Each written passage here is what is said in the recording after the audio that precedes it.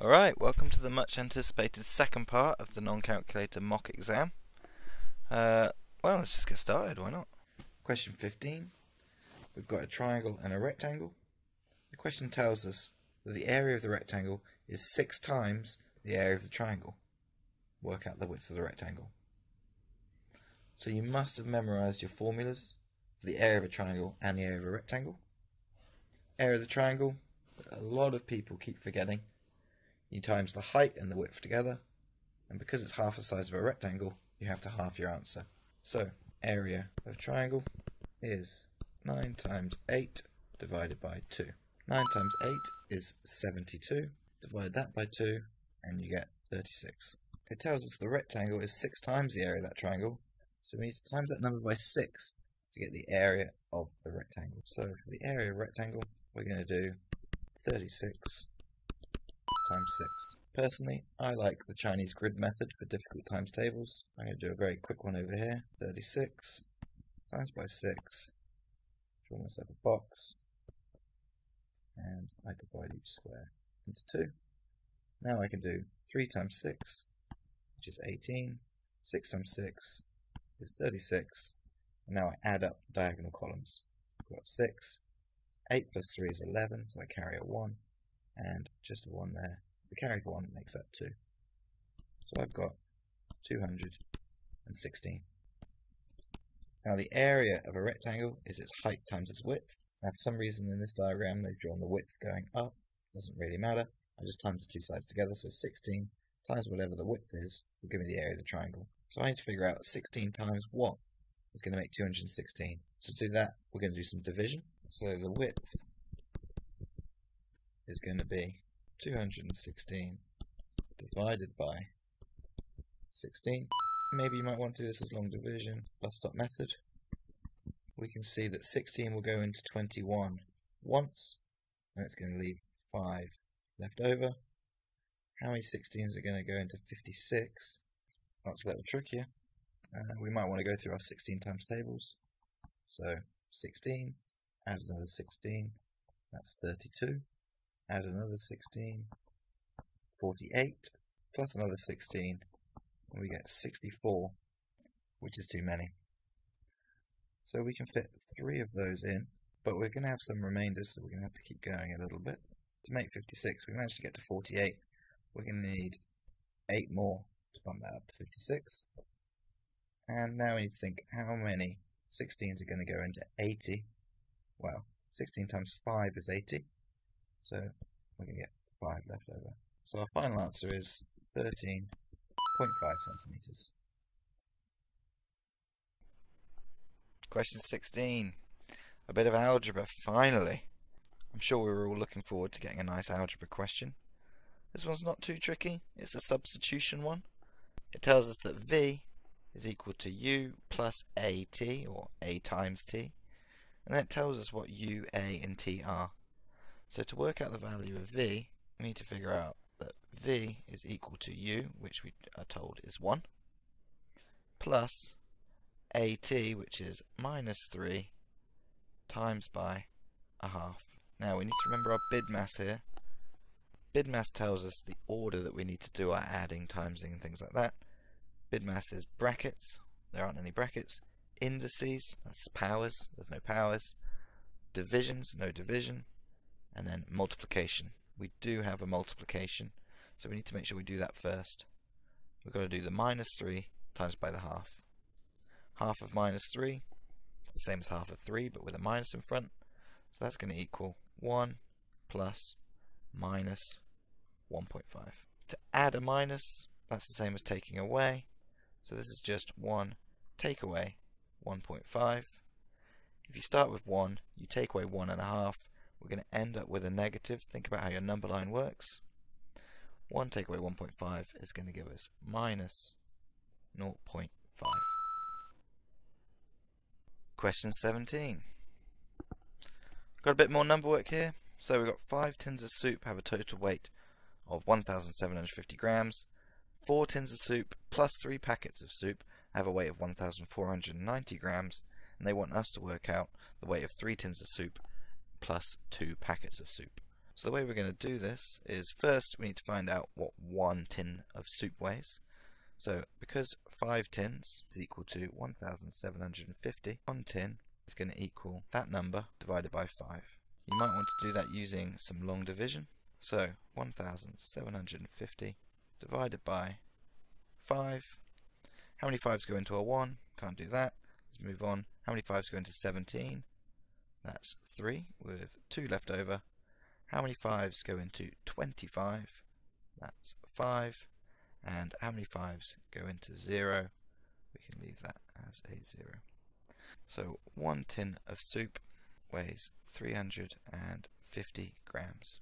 Next we're going to have to find out how much a packet of soup weighs. Well, I've got the total weight of 4 tins and 3 packets. So if I can take away those 4 tins, I'll be left with just 3 packets. So firstly, I'm going to find out what 4 tins are. 4 tins, that's 350 times by 4. If I want to times by 4, I can just double it twice. It's a nice trick. So 350 doubled is 700. Double it again, that's 1,400 grams.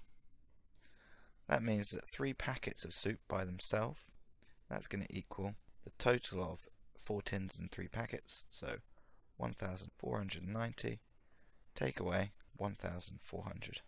Nice and easy there. So 3 packets is 90 grams, which means that 1 packet equals 90 divided by 3, and that's 30. Finally, the question asked for 3 tins of soup and 4 packets of soup. So for 3 tins plus 4 packets, we're going to do 3 lots of 1 tin. 1 tin was 350 grams, plus 4 packets, 4 lots of 30. 3 lots of 350, well 3 lots of 300 is 900, 3 lots of 50 is 150, so that's going to be 1,050, plus 4 lots of 30, which is 120. Adding those together gives you 1,170 grams. Quick maths. Question 18. Belina has a garden in the shape of a circle for some reason, and has a radius of 10 meters. She wants to cover the garden in grass seed. A box of grass seed will cover 46 square meters of the garden. She wants to cover the whole garden. We need to work out an estimate for the number of boxes of grass seed she needs. Now the important word in this question is estimate. We only need to estimate the number of boxes she needs. We don't need to figure out exactly. When we estimate, it means we don't need to use the exact numbers. We can use easier numbers to work with. For example, the 46 meters squared, we can use that to one significant figure and use the number 50 instead. So first let's figure out the amount of area of a garden. For the area of a garden, you need to know the area of a circle, and the area of a circle is pi r squared, or pi times r squared. Now, you should know that pi is equal to about 3.14, so if we're estimating, we can say that pi is just 3, one significant figure. We times that by 10 squared. Now 10 squared, 10 times by itself, is 100, so 3 times 100 gives us an area of 300 meters squared. So now we need to find out the number of boxes. Well, if a garden is 300 meters squared, and every box covers 46 meters squared, or as we're estimating, 50 meters squared, we need to divide the area of the whole garden by 50. How many 50s go into 300? 300 divided by 50 is 6, so she's going to need 6 boxes. Part B, we need to decide if our estimate is an underestimate or an overestimate. Is our answer smaller or larger than the actual answer? We need to think about how we estimated our numbers. For example, the area of the garden, we used 3 instead of 3.14. So actually the area we found for the garden is going to be smaller than our actual garden. And when we estimated how much grass can be covered by a single box, we rounded that up to 50, indicating it could cover more. So the fact that we used a smaller garden and boxes that cover more grass, that means she's actually going to need less boxes than she really needs. So we need to write, it's an underestimate because the actual area of the garden is longer. Okay, question 19. We've got a bit of algebra. We've got to solve an equation, and we need to find out what x is. Now to solve an equation, I like to use the scaffolding method, so I would write down my equation. 4 lots of x minus 5 equals 18, and 2 lines either side. There's a couple of different ways you could do this. You could expand out the brackets, and that would work fine. I think the quickest way to do this is to realise that I've got 4 lots of something. I've got 4 lots of that bracket, and that will equal 18. So what's the bracket going to be by itself? What's x minus 5 by itself? Well, to find that out, I need to divide both sides by 4. 4 lots of x minus 5 divided by 4 is just x minus 5. 18 divided by 4, not the nicest of numbers, but 18 divided by 2 is 9. So divide it by 2 again, and you get 4.5. The last step then is to find out what x is by itself. If x take away 5 equals 4.5, I can find out what x is by adding 5 to both sides. So x minus 5 plus 5 is just x. Adding 5 to 4.5, I get 9.5. For part B, they tell us that minus 3 is less than t, which is less than or equal to 2. T is an integer, so a word you need to know. Integer just means a whole number, and we need to write down all the possible values of t. So you need to make sure you're happy with these inequality signs. That's these ones. The first sign is a less than or a greater than, depending on which way you read it. If we read it in this direction, it tells us that t is greater than 3. And reading in the other direction, t is less than or equal to 2.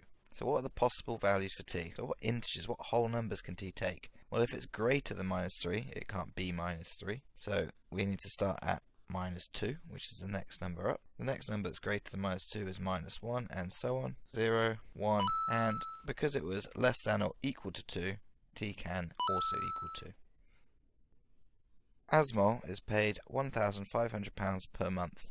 That's pretty good, but if that's not good enough, he's about to get a 3% increase in the amount of money. How much money does Asmol get per month after the increase? Well, it's a 3% increase, so we need to add 3% on top of this. So a good place to start would be to find, what's 1%? Well, 1% of 1,500, as 1,500 represents 100%, you need to divide it by 100 to get 1%. Divided by 100, we're just going to cancel out some zeros, giving us £15 for 1%. So 3% is going to be 3 lots of that. 3 lots of 15, that gives us £45. So the extra 3% means we add on £45. So the amount he gets paid per month, £1,545. Question 21. The scatter graph shows the maximum temperature and the number of hours of sunshine in 14 British towns on one day. One of the points is an outlier. Write down the coordinates of this point. Well, outlier means something that sits outside the other points. Looking at the graph, that's quite clearly this one over here. So we need the coordinates of this point. Well, looking down for the x-coordinate, we can see our x-coordinate is going to be 10, and reading across, our x-coordinate is going to be 19. So the coordinate of the point is 10, 19. For all the other points, write down the type of correlation. If you revise correlations, you can see that all these crosses tend upwards, and they're quite close together. This is what you call a positive correlation. As one axis gets bigger, so does the other one. This is a positive correlation. For part C, on the same day in another British town, the maximum temperature was 16.4 degrees Celsius. Estimate the number of hours of sunshine in this town on that day. This is worth 2 marks, so you need to make sure you show some working. Heading back to the graph, first thing we should do when estimating using a scatter graph is draw a line of best fit. Now, that's an awful one. A line that pretty much goes through all the points. Something like that looks good. I've got roughly the same amount of crosses on one side of the line as the other, and it clearly gives us a good idea of the trend of these crosses. Next we're asked to estimate how many hours of sunshine the town would get if their maximum temperature was 16.4. So drawing a line from 16.4, which is about there, and from this point going straight down, we can make a straight line. Looking at this, I get about 12.8. Mark scheme allows anywhere between 12 and 13. Lastly, a weatherman says, temperatures are higher on days when there is more sunshine. This guy's a genius. Does the scatter graph support what the weatherman says? Yes, the graph does support that. We need to be careful that we don't just say what the weatherman said. We don't just say the temperature was higher when there was more sunshine. We can say something like, most of the points for high temperature appear when there were more hours of sunshine. Question 22. We've got to express 56 as the product of its prime factors. So, product just means numbers times together. Prime numbers, we should know what those are. And factors just mean the numbers that divided it. So, basically it's just saying what numbers all times together to make 56 that are all primes. We can do that by doing a prime tree and slowly breaking 56 down into numbers that times together to make 56. So, starting with 56, we need to think of two numbers that times to make 56. Well, 56 can be halved because it's two lots of 2 25s make 50, so I need another 3. It's going to be two lots of 28. Now 2 is a prime number, so I'm going to circle that to remind me that I've found one. So 2 times 28, 28 isn't, because 28 is 2 times 14. There's a 2 again. So I've broken it down a little bit more. 56 can now be written as 2 times 28, but because 28 is 2 times 14, 56 could also be 2 times 2 times 14. 14, though, isn't a prime number either. That's another 2, this time times by 7. 7 is a prime number, so now I'm finished. 56 can be written as 2 times 2 times 2 times 7. Now there's only one way that 56 can be written as a product of primes. It's 3 2's times together times by a 7. Mark scheme, they're happy for you to tidy that up though. You would also get the mark if you wrote 2 cubed, 2 times 2 times 2 times 7. Absolutely fine as well. Okay, 23. Work out 54.6 times 4.3. Not a bad question to get this late in the exam. Now, I know you all have a different method for doing a difficult times table like this. Personally, I'm a massive fan of the Chinese grid method, although it should be called the Napier's Bones method. This method was actually invented by a Scottish mathematician called John Napier. And you can see if I scroll down on his Wikipedia page, here's an example of the device he invented about 400 years ago. And you can see a similar sort of grid style to one we use today. To do this method, we first write out our number. The first one's 54.6, so I'm going to write 5, 4, 6. There's a decimal place there. And I'm timesing this by 4, 3, 4.3. If I complete my grid, doesn't have to be too neat, divide each square diagonally into 2.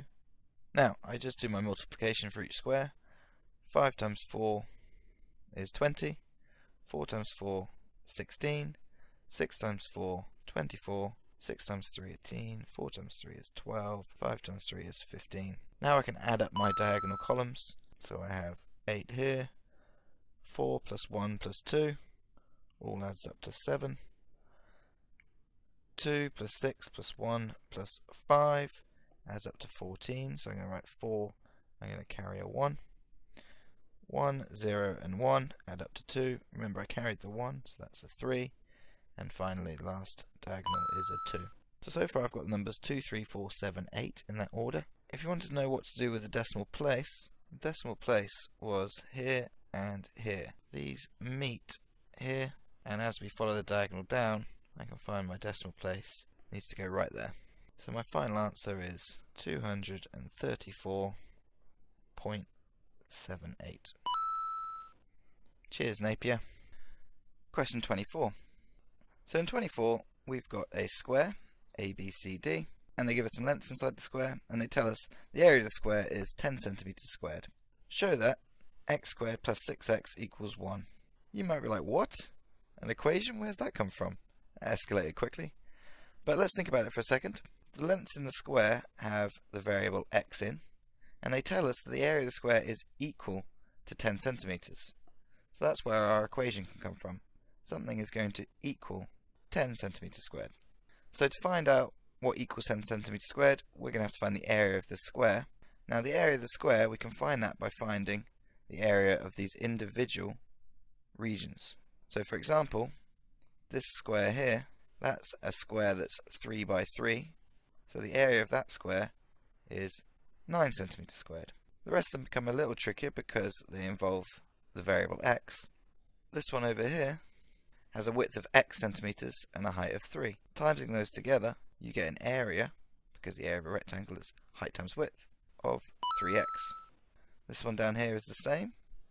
It also has this time a height of x and a width of 3, so timesing those together, that will have an area of 3x.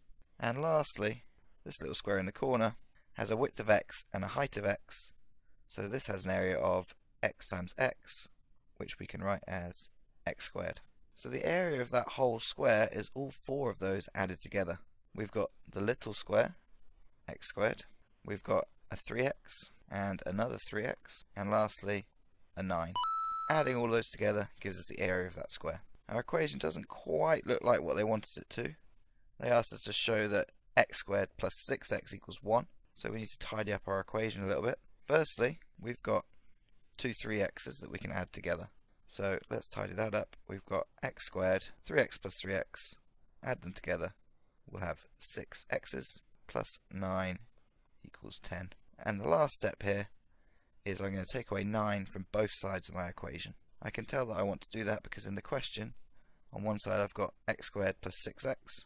So taking away 9 from each side gives me x squared plus 6x. Take away the 9, so nothing's left there. And taking away 9 from the other side, 10 take away 9 is 1, which is the equation I needed to show. Question 25. This rectangular frame is made from 5 straight pieces of metal. The weight of metal is 1.5 kilograms per meter. We need to work out the total weight of the metal in the frame.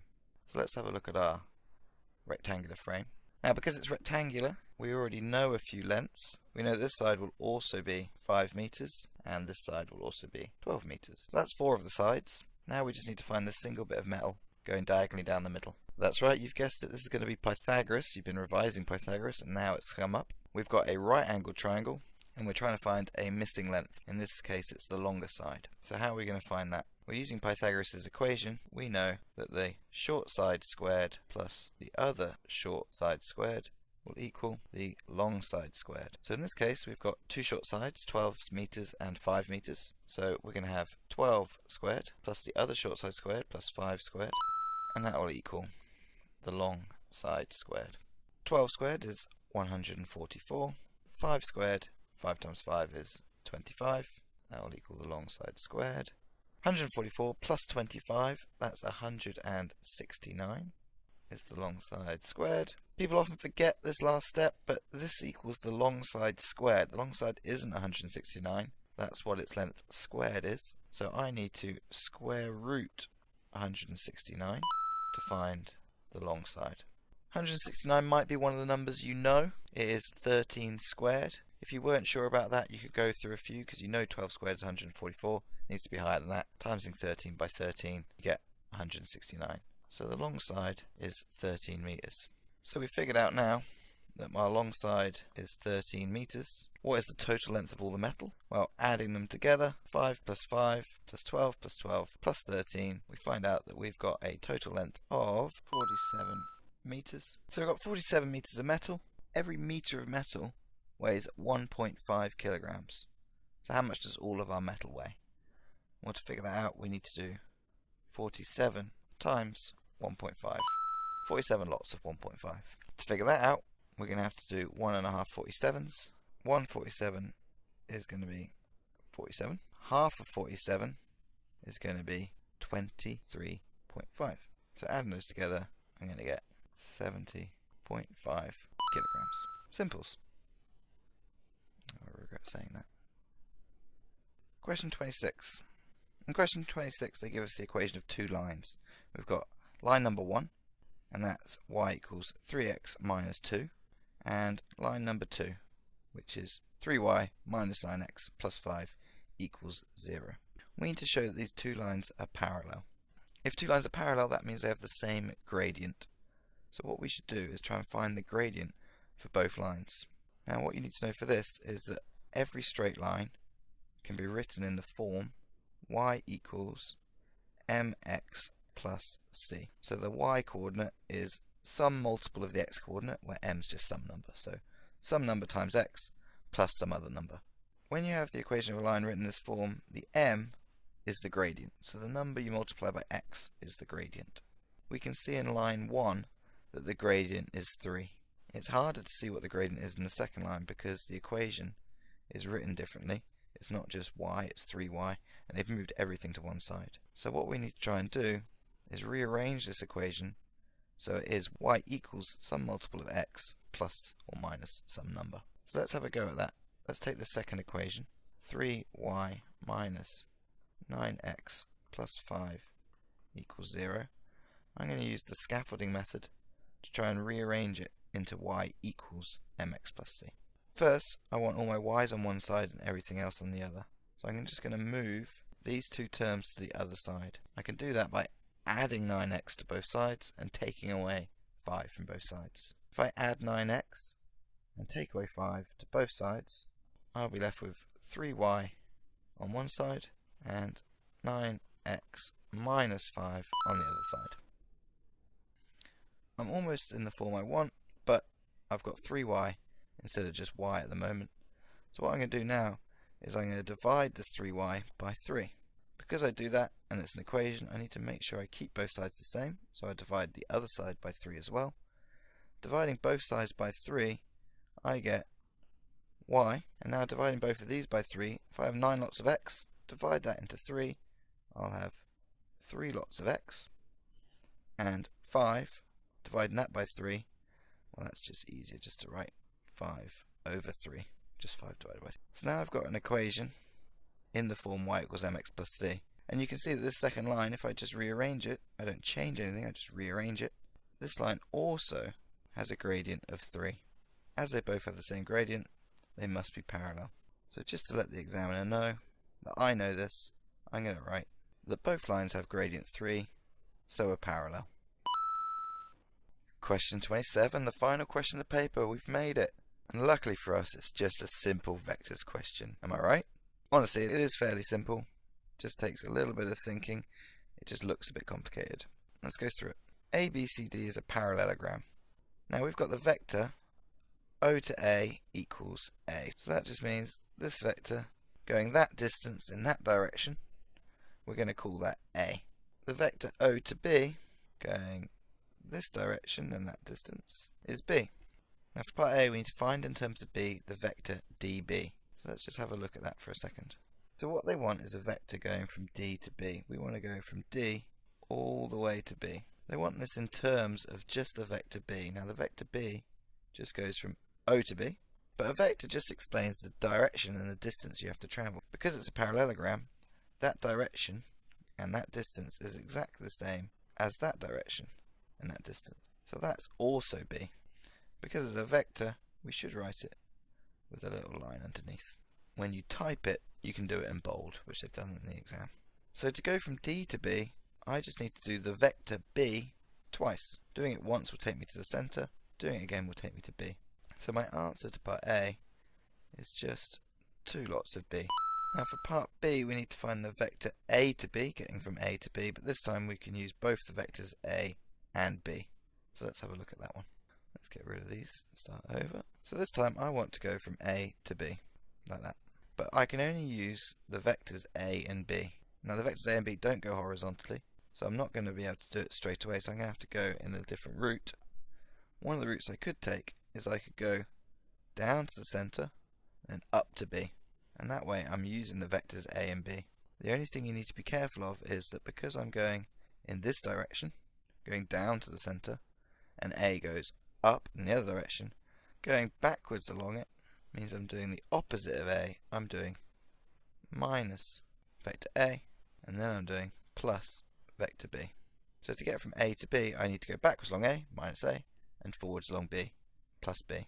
So my answer for part B is minus A plus B. Lastly, we've got to get from A to D.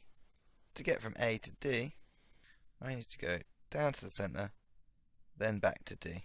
So I'm going to do the opposite of vector A, going backwards on there. Then I have to go down this way. Remember, this was vector B in this direction. So going in the opposite direction is going to be minus B. So if I went backwards along A and then did the vector B backwards, I would end up at D. So my answer is minus A and minus B. Minus vector A, minus vector B. Not too bad really, is it? Phew! What a paper! That's got to be one of my all-time favourites, and I'm sure it's one of yours too. We've had a lot of fun, we've seen a lot of maths.